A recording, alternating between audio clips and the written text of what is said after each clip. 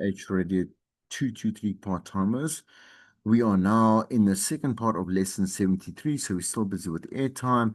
And I'm going to again play you just two videos as we complete the next maybe 10 slides or so of this lesson. And then I will see you in the following week, next week, weekend for our live class. All right, so we left off here, selling the talk, which is on page 399 of Beyond Powerful Radio. That's where the obviously the lesson is being pulled out again. You'll see that in the beginning of the lesson, as we did in the previous video, part A, part one.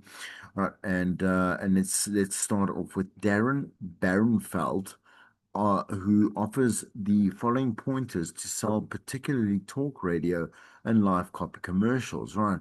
So once we do this, I'm going to then move on to the first video, which is now about how to sell, so literally some pointers, okay?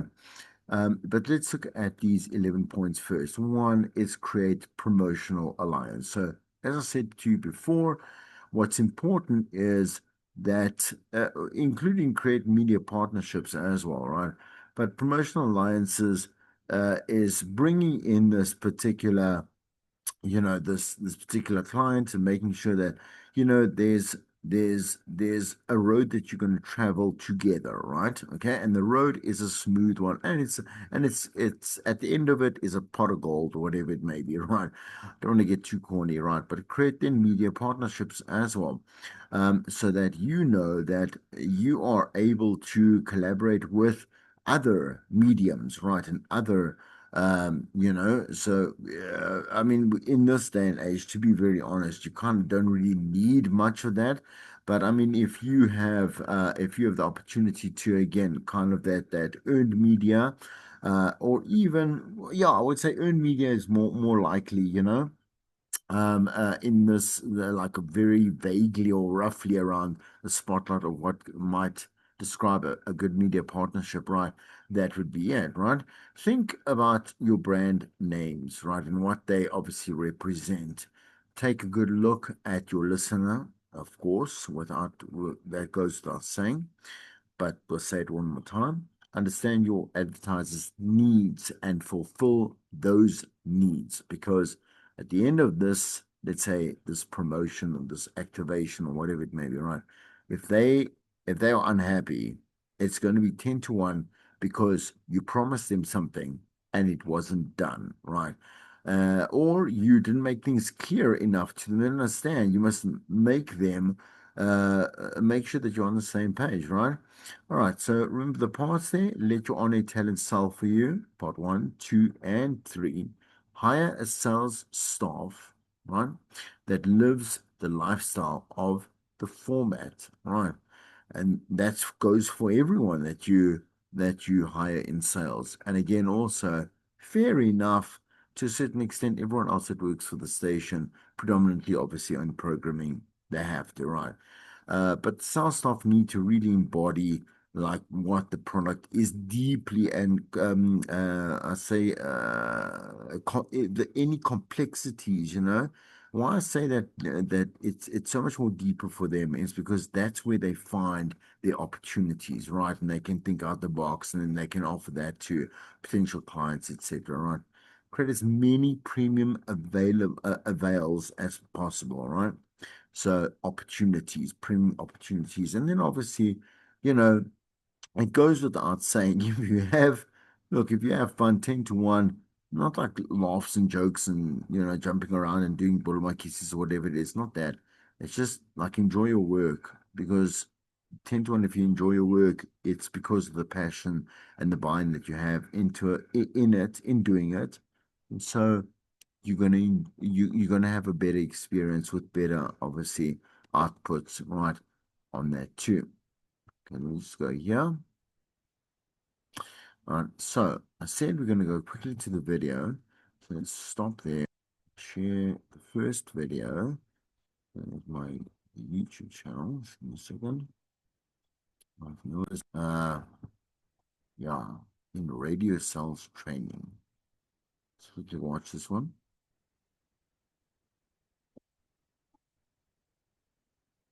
About 1,000,000 years ago, when I got into the radio business, we had some competition. We had newspaper, we had television, we had magazines, we had weekly shoppers, we had all those things. And we had some disadvantages at the time because in order for us to venture into those areas would have taken capital investments that are just unimaginable in scale. But everything changed a while back, and when the internet started up, and when it started becoming more mainstream, the lines began to blur. People began to get their news from websites. And then people began to get video content from websites. And then the big one became social media. Now people connected from all over the world with each other. And they converse on a daily basis. And it's not just the kids. I dare you to go out any given day and look around and see that it's not 17 and 18-year-olds with their heads stuck in their phones. It's a lot of older folks, too. In fact, on Facebook, there's graphics that show you that people in their 60s, 70s, and above are on Facebook for extended periods of time. Same with Instagram. And I'm going to concentrate on those, too, because those are the major players in the demographics that we're looking at. Those people who are 35 years old and up. And now we come to the interface between radio, which has become the dominant medium now, and of course it is the first social medium, and social media as we know it, in this case Facebook and Instagram. People tend to not believe news and things that they read on Facebook and Instagram, because we all know how made up it is. But they do believe references from their friends and neighbors. That's why you have a lot of like orchids and onions sites, or sites where people say go here, don't go there. It's their neighbor, so they tend to believe it. And our job now is to insinuate ourselves in there without getting ourselves blocked. It's a delicate balance. You can't just go advertising into these places and expect not to be just completely blocked by people or ignored. So now comes the subtle art of marketing inside of an entertainment media. And what have we been doing for years, folks, in radio? Exactly that. So what we have now is a way to get inside of people's feeds and the things they're looking at and liking, and do it. Everybody has the best intentions. They say, I'm going to go out and I'm going to take care of my own social media. But then they begin posting 3 times a week, twice a week, and then, oh yeah, I got to do that, and they have no idea what to do. In fact, it becomes, well, just throw something up there. People will look at it. No, they won't. It's not interesting. It's not visually enticing. In fact, how many ads have you seen done by radio stations where what they feature is voice on the ads? You'll find out that most of the social media that I do for customers doesn't contain voice. Why? Because we know that better than 90% of people, use yourself for an example, will look at a Facebook video but not turn up the audio. And this is where subtitling becomes very important, or being just entirely visual and redirecting them somewhere else, maybe a website, where they can get more information. Don't think that teasing works. We'll show you the rest of the view if you go to pepsicola.com. This doesn't work. It doesn't trade. Not enough people are going to say, no, I'm not going there. I'm not going to open up another browser. Give me the message right here and let me decide. So what is optimum effective scheduling in social media? 3 times a week is about it. And it better be something good to look at. Now, if you've ever posted a video on Facebook, you'll notice that they say the optimum length for the video is 3 minutes. Yes and no. The optimum length for a video is 3 minutes, but that's an explainer video, and it's usually something like where you're watching, oh, I don't know, these people in the Antarctic freeing the seals from an ice floe. And those videos will carry people through, but those are professional videos that are not advertisements. I'm telling you, you put a 3-minute ad up there, they'll be gone in the first 3 to 10 seconds, and we can track that on every single video that goes up. But we want something that catches their eyeballs, and it's got to be moving, it's got to be attractive, it's got to be something that they'll say, oh, and I don't mind seeing this. And then from time to time, you will also find that insinuating other things in there that are not sale messages or not about their business keeps people interested. And that's where my company comes in. First of all, we do understand marketing messages. We do understand how to put them in together in a way that makes people maybe want to know a little more. If you're selling pet rocks, I'll give it my best shot. But I'm here to tell you that not everything is easily sold through influence marketing, being marketing through either Facebook or Instagram. By the way, if you want to go and look about influencer marketing, there's a lot of things on this on many sites out there. You're going to find out that influencer marketing is only as good as the influencer, which is the next reason why I don't believe that by putting people's ads for Facebook and Instagram on the radio station's page makes any sense at all. People aren't interested in the radio station unless you, of course, are posting 3 to 5 times a week and doing something they want to see. But we can get involved in making our customers' pages more enticing. And that's what we're here to do, is drive people to the customers' pages. How do we maintain them as clients? As always, by just doing the best job we possibly can on producing the best marketing that we possibly can. So what do? You have the order sheet.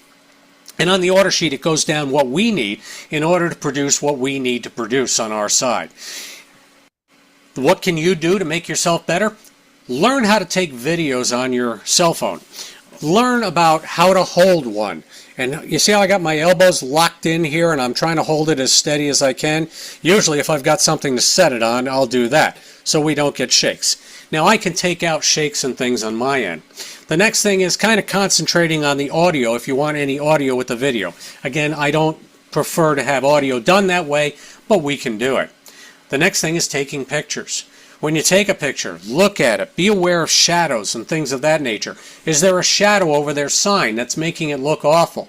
Did I shoot somebody in direct sunlight?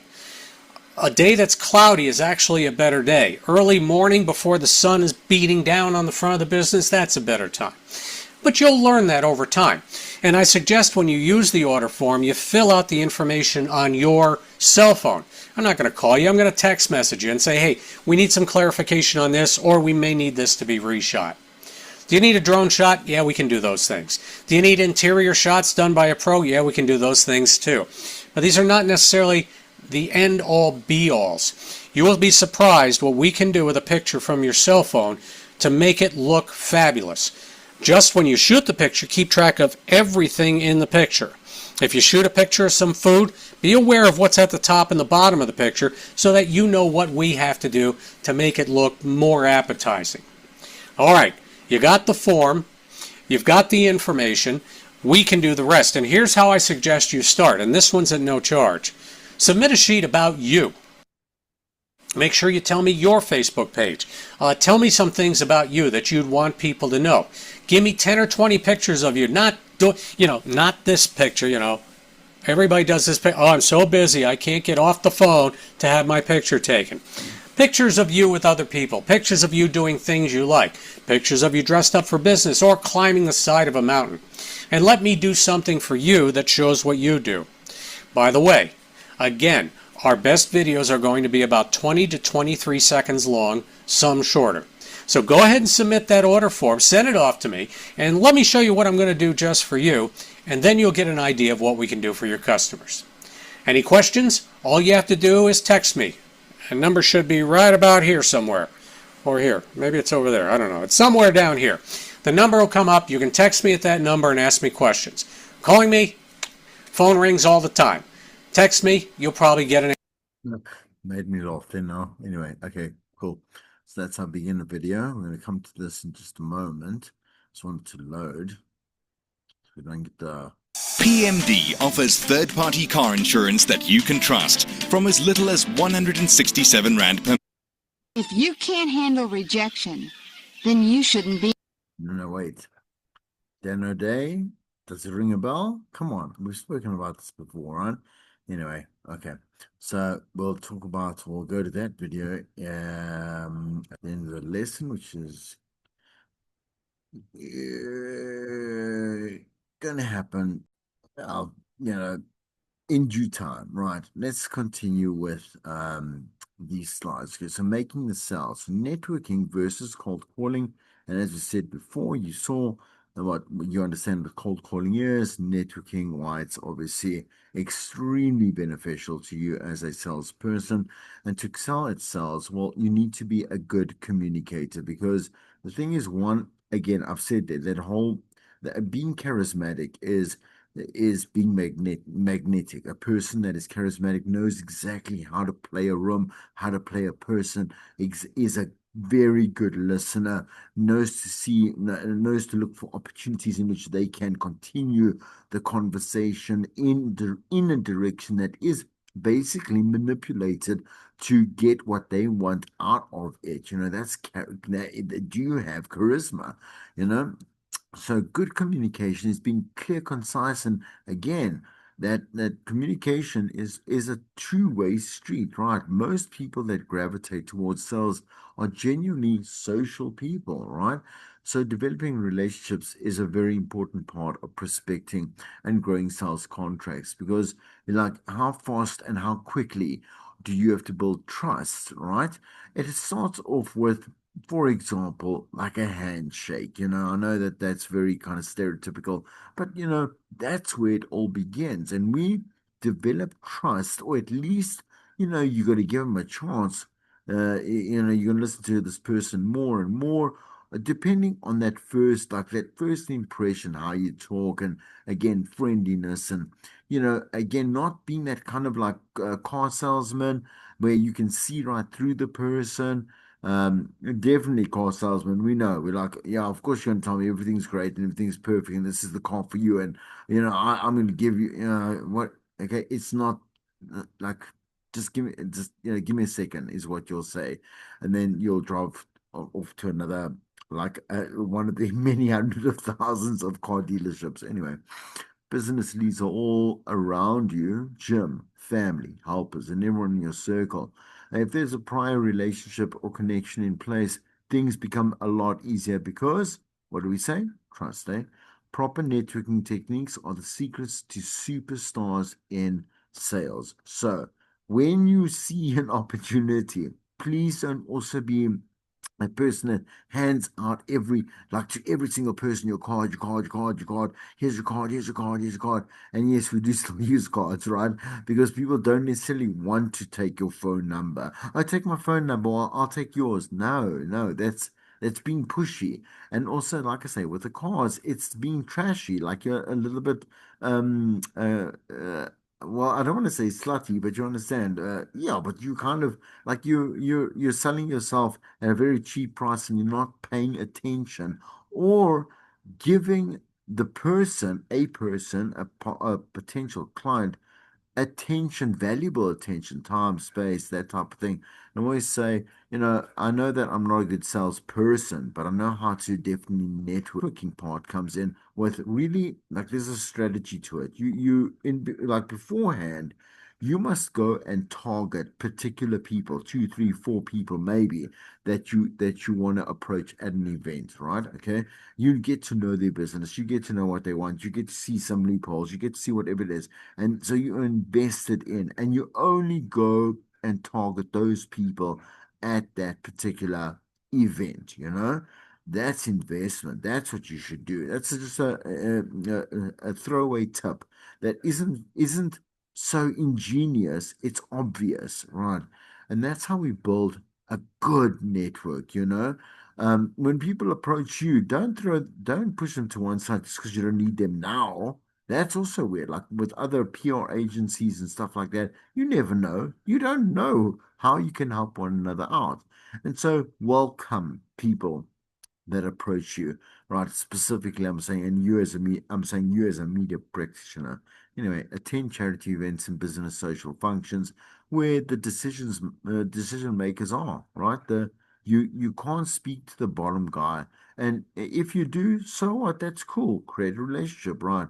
But you really do actually need to see who it is, and again, that's with the preparation, right? Um, who the decision maker is. Once you've connected with the decision makers, focus on and ask them about themselves to establish the rapport. And how can I help? Be a genuine source or resource of help, right?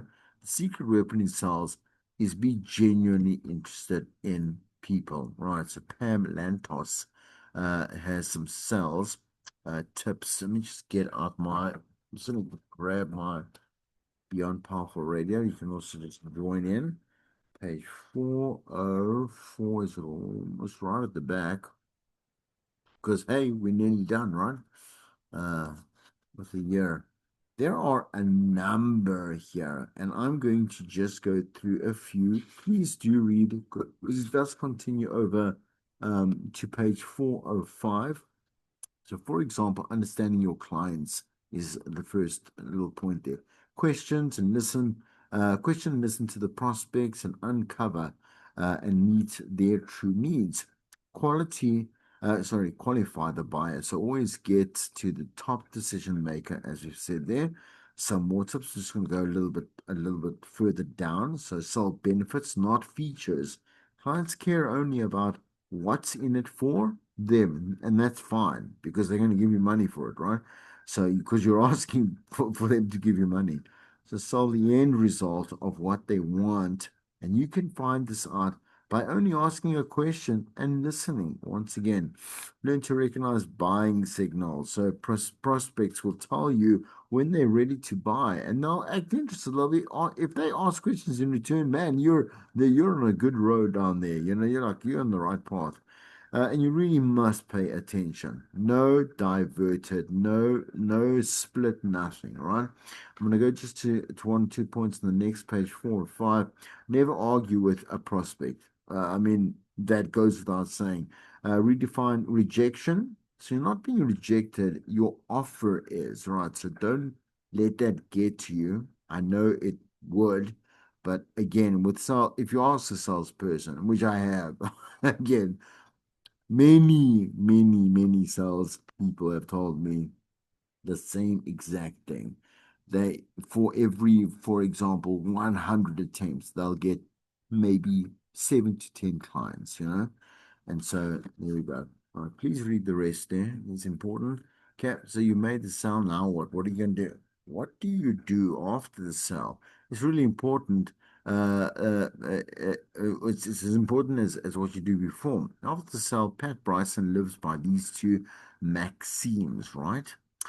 So maxims. I think for me, it's a maxim, right? Anyway, it is 5 times more expensive to generate new customers than to keep existing ones. So true, right? Again, customer retention is literally the secret sauce. More sales are lost each year due to neglect than any other reason. So the sale is not complete until the money is in the bank. They don't pay you first; they pay you afterwards, right? Because there has to be a post mortem of what worked, what didn't work. Did the spot go out on time? Was the livery done correctly? There will be a refund process. I'm saying to you, should there be? No,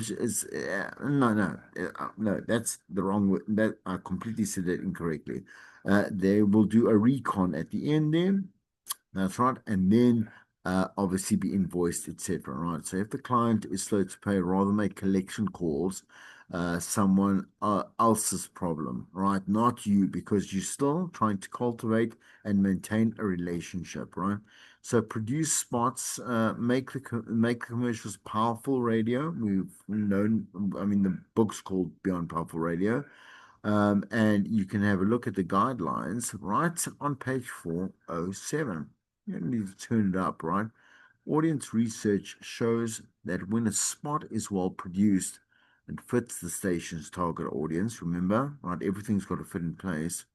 The listeners perceive the spot as new and unusual, or sorry, usual information about products or services that they already know about, or maybe want to try out new aspects of it. So, once again, there's a new product line, or there's a new cell phone, or there's a special on, or there's a brand new model, or whatever it is, right?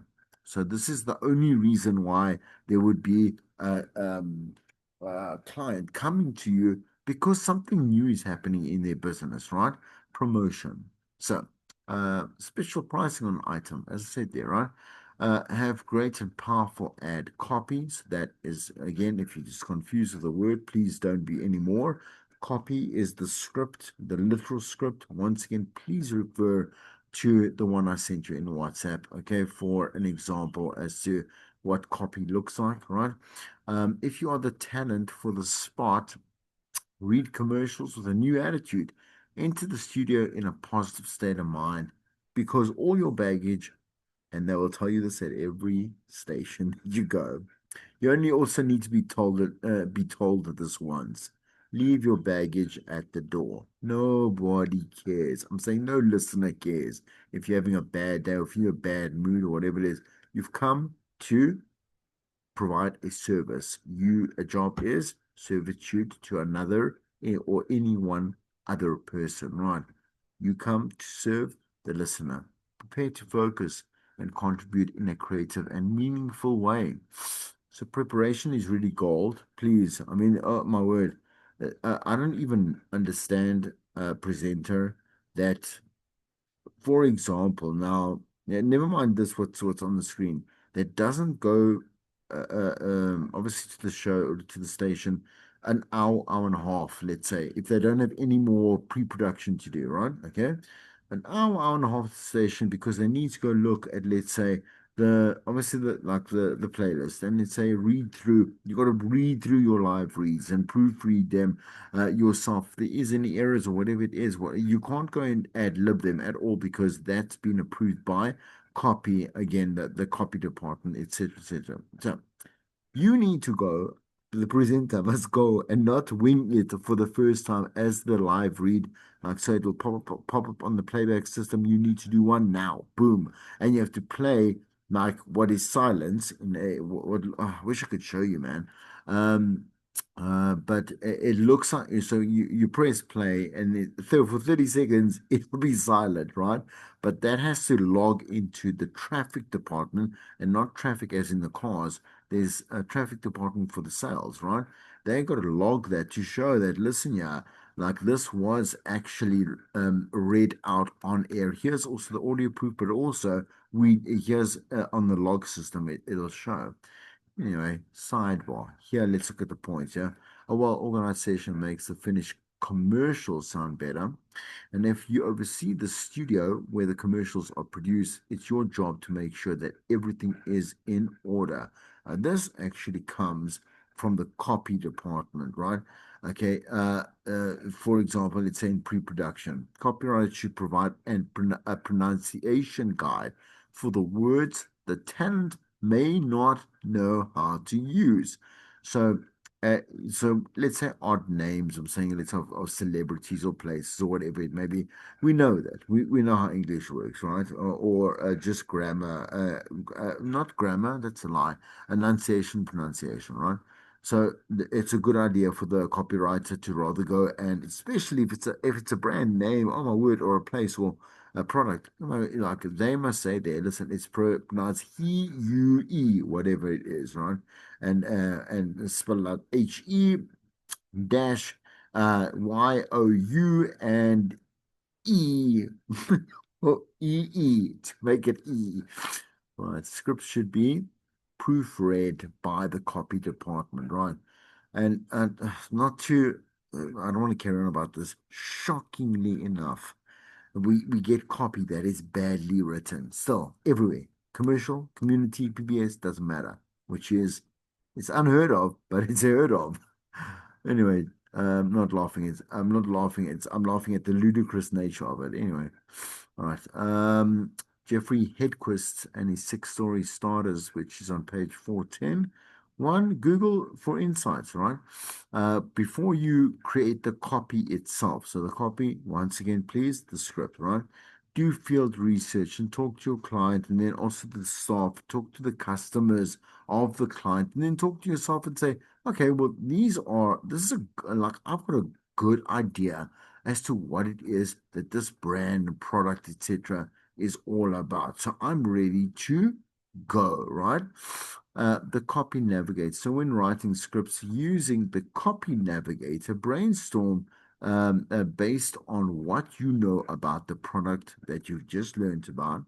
Um, or service and the problem it will solve for customers if they purchase it. So gather then all this data, that the advertiser thinks may be actually useful. When you have to be invested in the product, you have to kind of become a sub-professional because they're the professionals about what they do, right?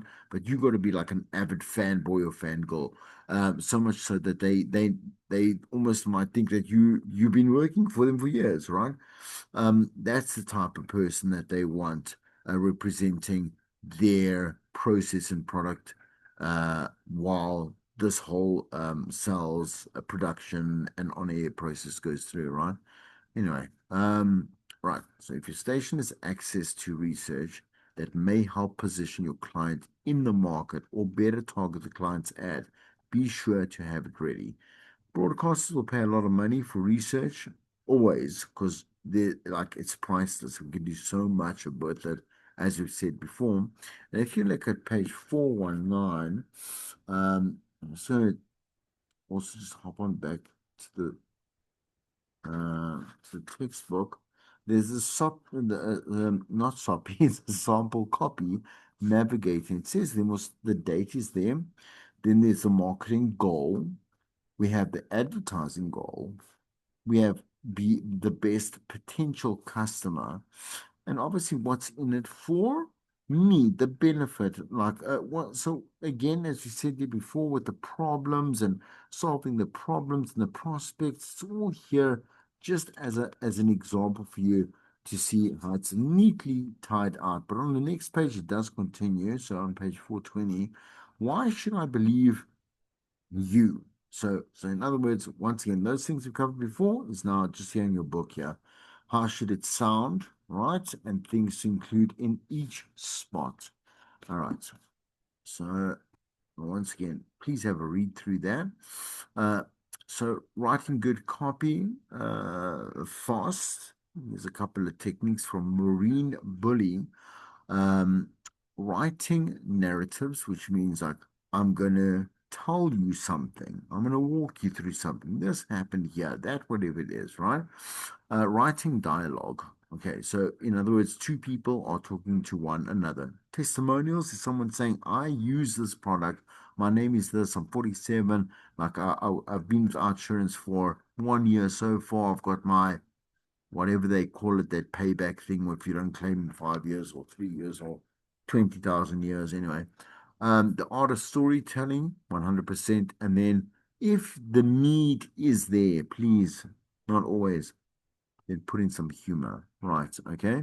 Some, some smart comedic, uh, value, added value, right? So, the story spine. So again, we went on page 420, right? The 6-step spine is we say once upon a time, right? Use this. I'm not saying you're going to start your advert in once upon a time. You're going to say, now look, once upon a time there was a car dealership, right? That that opened up in the beginning of October in Johannesburg, whatever. Every day, this is what they do, right? So they will sell obviously cars, brand new, used, whatever for this particular. And I'm really just winging it. Okay, so I'm just going to go with flow, and sell cars to people who need them, right? But one day, there was an opportunity to service the customers more.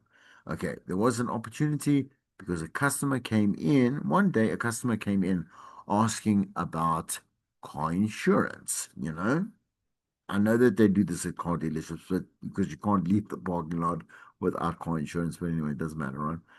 One day, a client came in and asked for the best car insurance possible. What would like?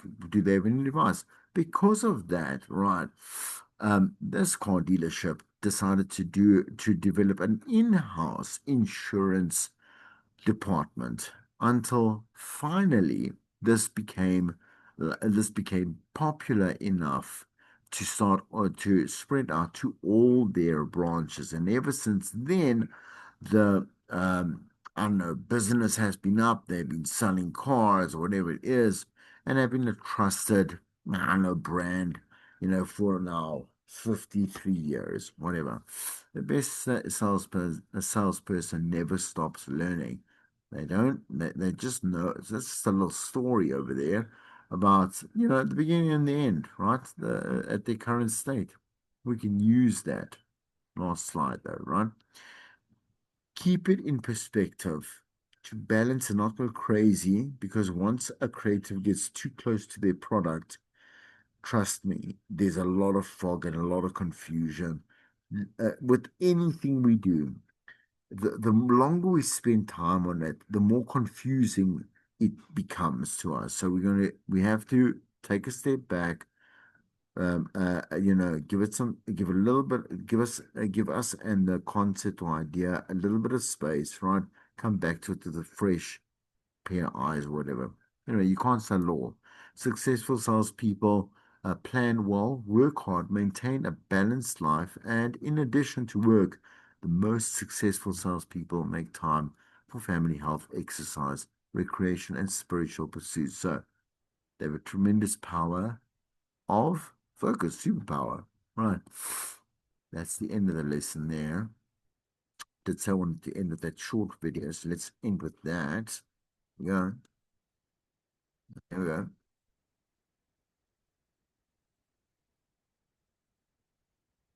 In sales, rejection's just part of the game. It can't faze you.